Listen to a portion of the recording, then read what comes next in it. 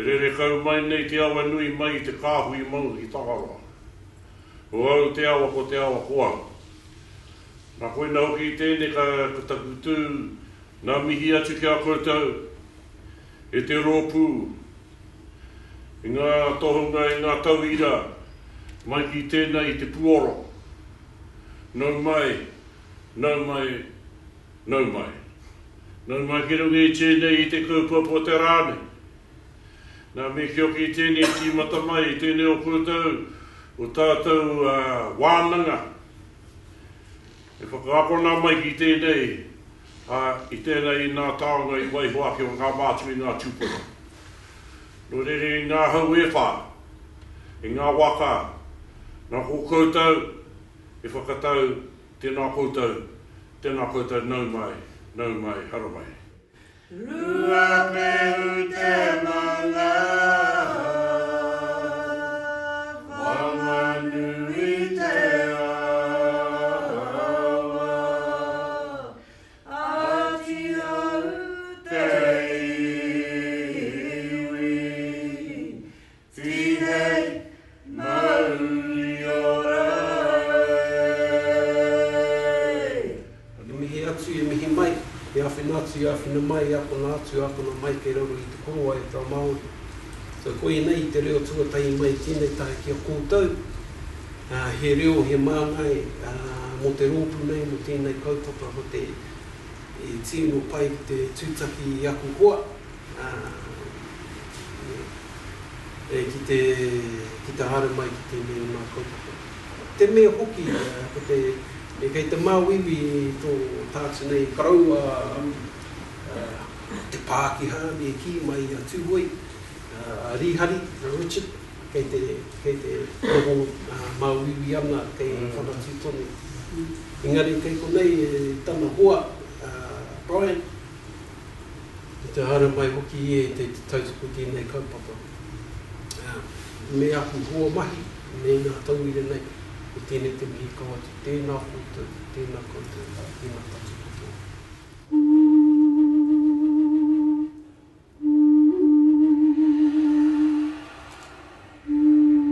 O taku putori no o, no waira ngā ngutuku, e whakapaki o e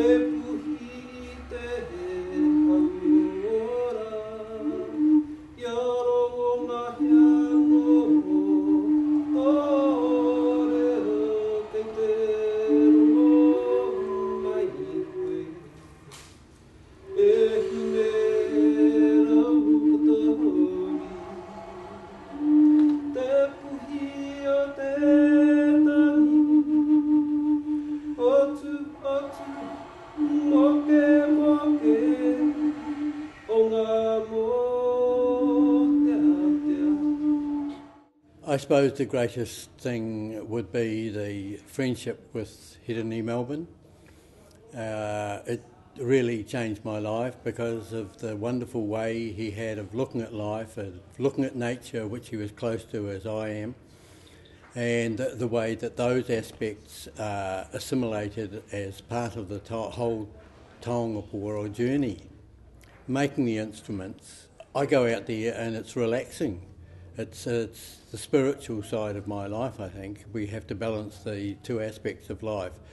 And if I want to feed myself, I can go out and make taonga pūoro on that side of myself. And of course, eventually it feeds both sides. We're all here together today because of Richard. Because he tapped me on the shoulder 4 years ago and said, you need to get me to Whanganui. And I said, okay, matua, because that's what you do when Richard tells you to do something. And it took me 4 years to get everybody here, but we're all here because of him. So I just wanted to acknowledge him and his absence today. 3 years ago when I was living in China, I had a bunch of the side-blown flutes. We call them 笛子. So I love Chinese music, but I couldn't get enough of these flutes. I didn't want to buy one, So I figured, you can get some PVC pipe from the corner store, put some holes in it, it worked pretty good. And so then, when I got back as well, looked around in the Auckland Museum, saw some Taonga Pūoro, and thought, man, those look pretty cool. Go to the museum store and they sell them for like $800. So go to the library, get the Punto book out, and start mucking around with some pine wood. It doesn't work very well. The Putorino I made, make another one, keep on making another one. Once you get deeper into the hole, you start wanting to learn more and more and more. I went to the workshop 2 years ago, Unitech in Auckland, with Richard and James. It was incredible. There's always more to learn. Yeah, so that's what I'm here for.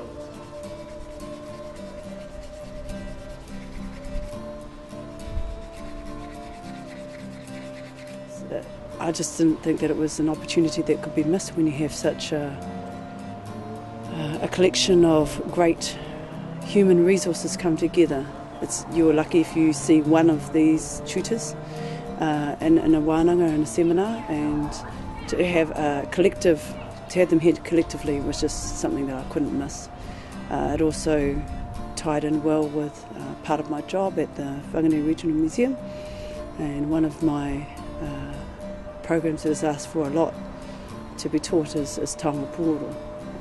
We don't have a very large collection at the museum. We need to have a larger one, and this might be a way to actually extending that collection for hands-on purposes with schools and things like that. Tahi rautau mai te pakanga tuatahi o Gallipoli. It's been 100 years since the Battle of Gallipoli. And the pukaya is one of those instruments where when you hear the reveille played with the bugle, there's certain pukaya that you could actually play the last post with. I've been over in Europe in Passchendaele, Meningate over there playing the last post on a pukaya, and people are like, hey. That only being one section of the playing capabilities of the pukaya. Traditionally, you wouldn't actually play that type of way, but for that particular occasion, I played it in a traditional way to open up whakaara-ara, to awaken the spirit world, and then also to acknowledge both our Māori soldiers and non-Māori soldiers of Aotearoa New Zealand who are buried over there in a way that some of them understand, which is blasting the last post. I heard about this Wānanga from Horomona. We were together in Parihaka to commemorate the history of Parihaka and to celebrate the Puanga festival. And when he heard about my interest in the arts and peace building, which is the focus of my PhD research, he told me, you need to come to Whanganui. There you'll meet artists and people who love to celebrate the richness of their creativity through music. Kirunga, kirunga, kirau, kirau, taha, taha, taha kutau, taha kutau, taha mau, taha mau, taha kutau, taha kutau, taha mau, taha mau.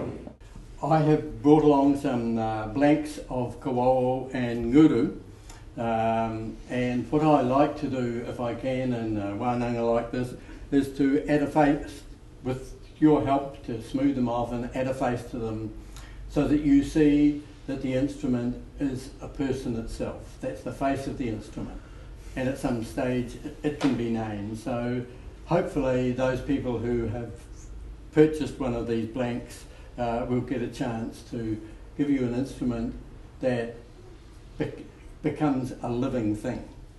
It sits there and it sucks all the dust away. Mm. So kaipuehu means the dust eater when you go to drill your hole. Yeah.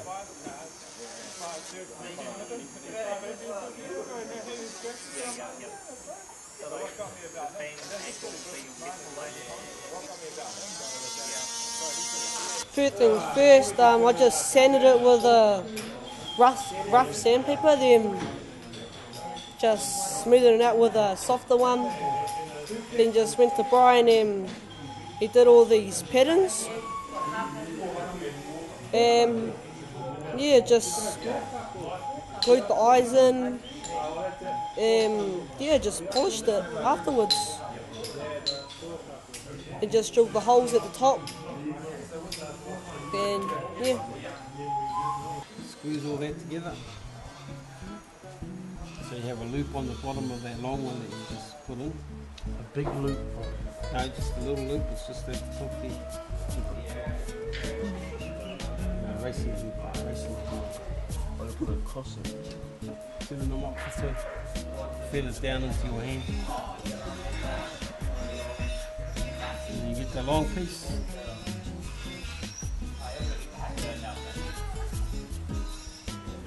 Okay. Just have that sticking up all in one hand.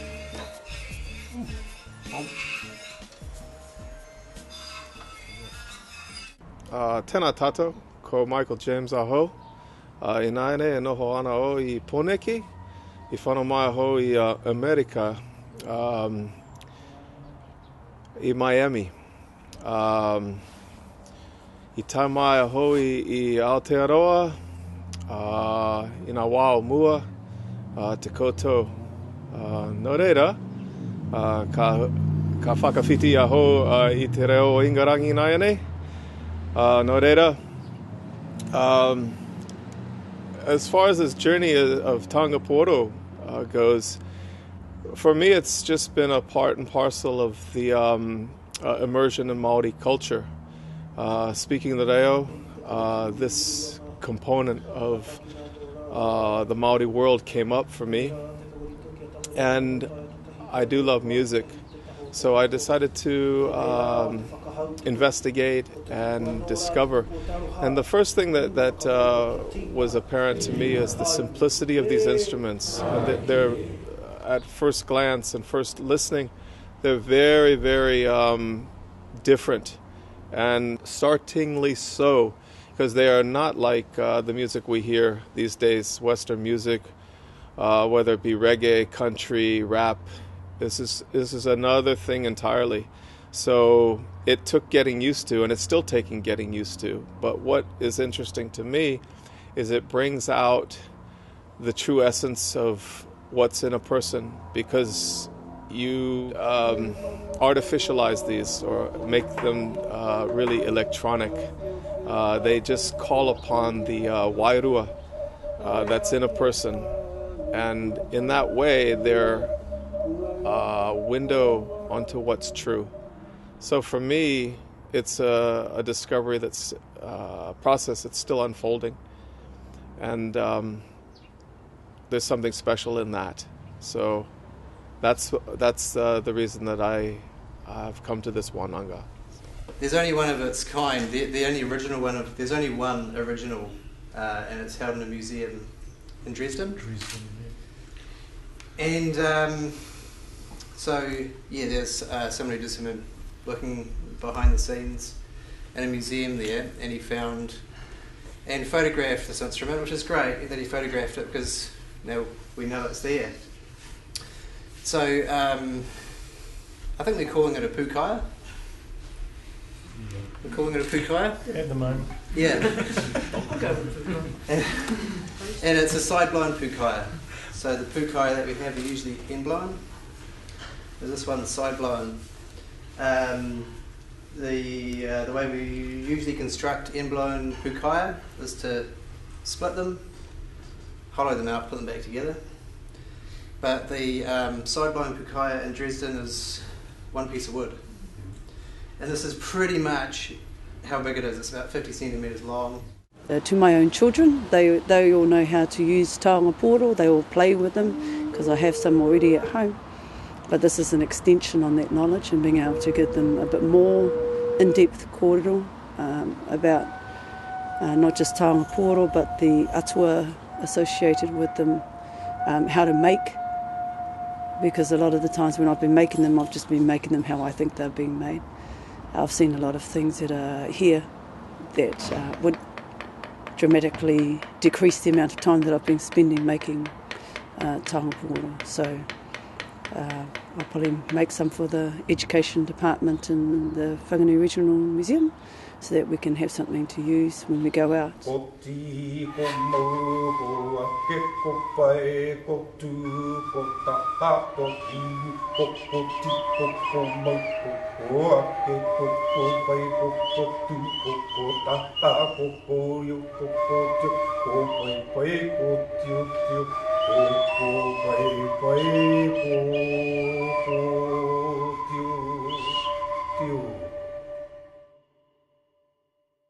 So when I'm working with it and it's all tight and it needs sharpening, I'll leave it in the sun for a while or somewhere where it's warm and it will dry out, which will allow me to do that. And I sharpen it up and put it back in there, and then I do that. Toi brings me to this Wānanga, just to sort of spend time with these pukinga, these Wānanga, in terms of hene raukatauri, hene tū āhuanga, hene pūteue, tāwiri mātea, mea rāti. It's just being able to spend time with these people and fine tune. Although we've been involved in making a lot of these things, it's putting all the connectors together. It's those little things that count, so koe nei au. You know, in a world where there's so much activity going on and external distractions through, you know, Facebook and through iPads and through, you know, politics and everything that sort of we have to deal with as humans in the world. I think, you know, Taonga Pūoro is positive in the way that it just, you know, allows us, it gives us another window of hope and of,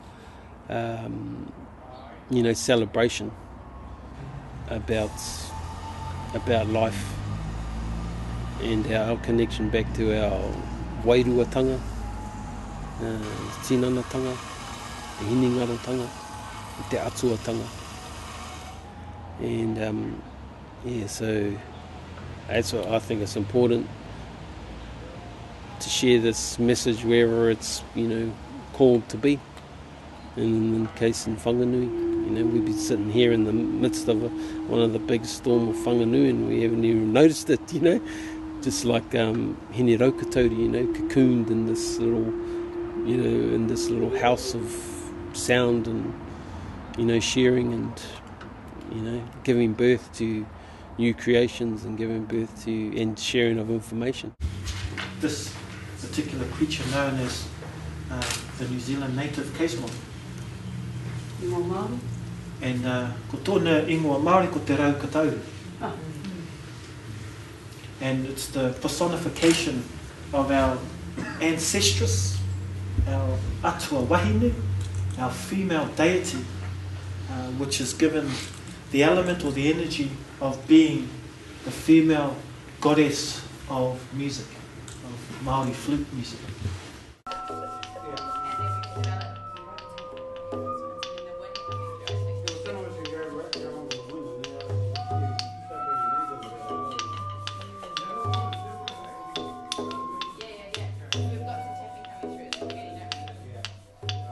Our group is coming together to write a composition for the public exhibition tonight. Yeah, so everyone's at a different sort of skill level and what they can do with how their voice is being shown or being expressed through the instrument.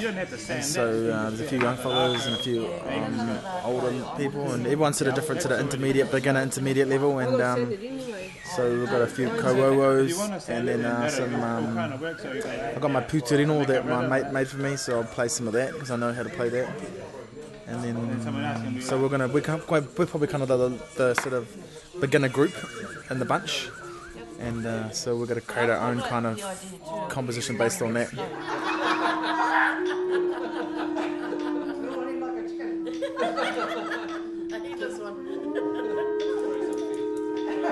It's the building of sound and then coming to the conclusion and make it sort of like a 5 to 10 minute performance of just an array like Taonga Pūoro. Yeah. Yeah. So what are we So going we're to start starting with? with Pukaya? Or Carl? Yeah. Starting with With Pukaya? that mihi opening. Yeah. It's all a healing. It's a rongoa. It's a medicine. So we take that into ourselves and share it with each other. Yeah. For me, just getting in touch with the rhythms and the sounds of the Māori people directly, not through books, not through museums, but breathing with the musicians has just been life enhancing. I will always appreciate that.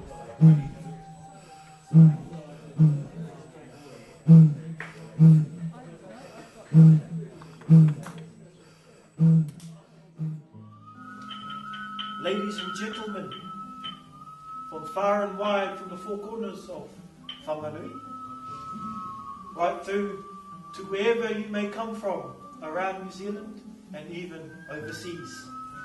As part of this wānanga, this workshop this weekend here in the beautiful house of Rangahaua, we welcome each and every one of you, from the students all the way through to those who have walked in this evening to share and to listen to the many voices of our traditional Māori musical instruments known as Taonga Pūoro, as well as the many lines of people, Māori and non-Māori, who play these instruments and share the same voice of unity through music. Kia tira tēnā rā tātou, ko te o kāturanga nei, ke o kāturanga a te kā ui maunga.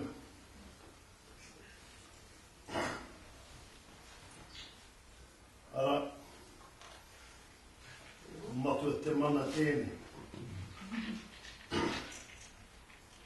Ara, koe nei, te waka a Māori.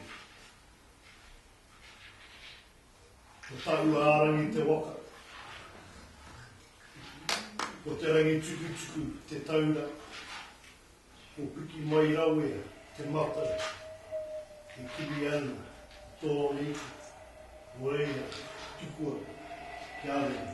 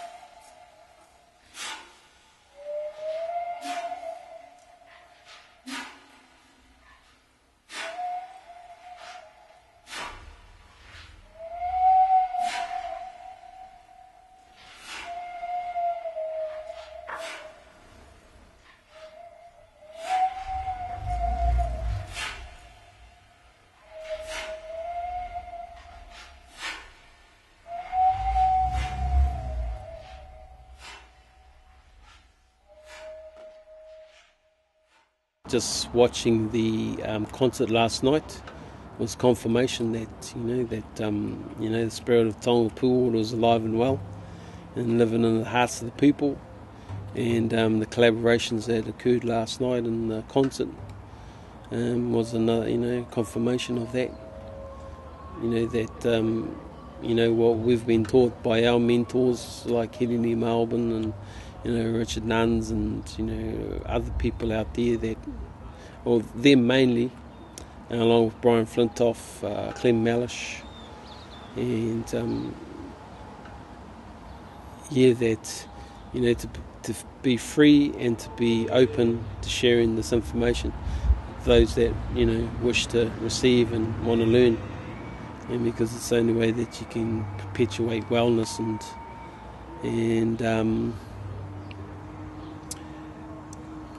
growth. And so I think I like to think that the students will go away with this with some renewed enthusiasm and inspiration. Yesterday we had a performance. And this was not rehearsed much.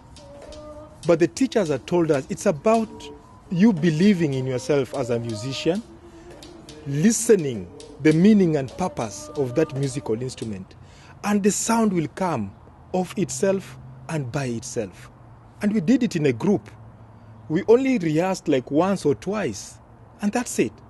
And when we were performing yesterday, there was just something so spiritual about it, connecting to even my own ancestors back in Africa, in Kenya. I was just happy.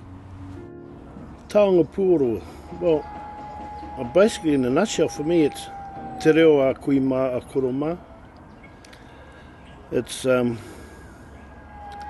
It's giving a voice to the past, for the present, and into the future, I guess.